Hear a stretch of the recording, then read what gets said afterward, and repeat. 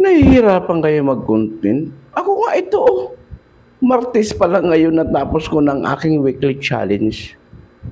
Diyos ko, Ginoo ko.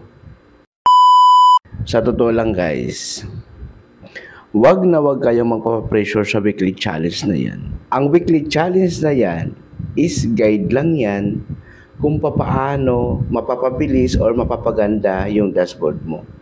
So, hindi natin kinakailangan tapusin yan. Hindi natin kinakailangan, sige, upload tayo na upload para matapos yan.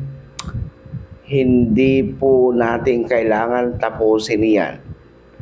Pero much better na tatapos natin yan kasi merong creator level magandang ibibigay sa'yo.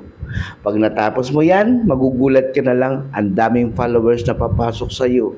Ang daming followers na magpa-follow na hindi mo lang kilala. Ang dami mong views. Or i-recommend ni Meta sa wider audience yung mga content mo. Magugulat ka lang, may nagba-viral ka.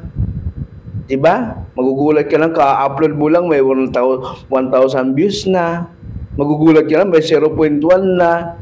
Ganon. Yun po ang epekto ng creator level. Pag nabigyan ka ni Meta ng ganyang premyo, maganda. At least, natapos mo yung weekly challenge. Iba-iba po yung weekly challenge, hindi po paro-pareho.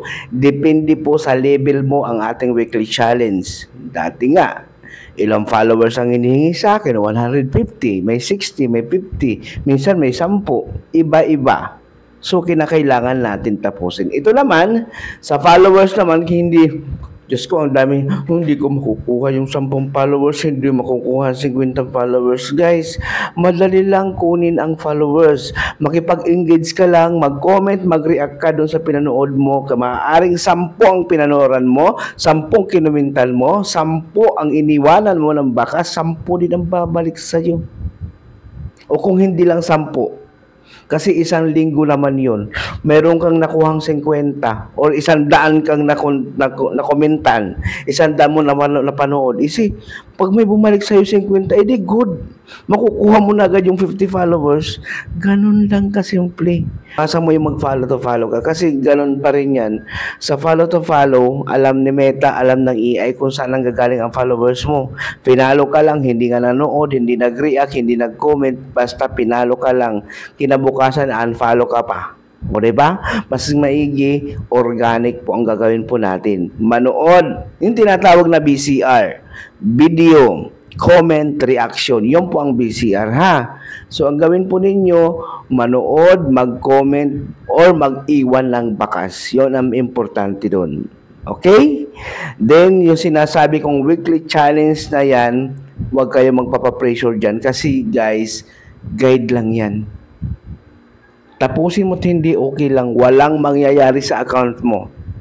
Pero pag natapos mo yan, napakagandang resulta ng account mo dahil tutulungan ka ni Meta ma-suggest sa wider audience at dadami ang followers mo.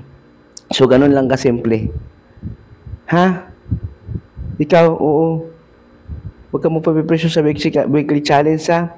Ang gawin mo, mag-focus ka sa content mo, mag-upload ka ng content hanggat mag-viral ka. Kasi pag nag-viral lang isang video mo, sigurado, dadami at bubuhos ang followers mo. Ayan, thank you for watching. Maraming salamat.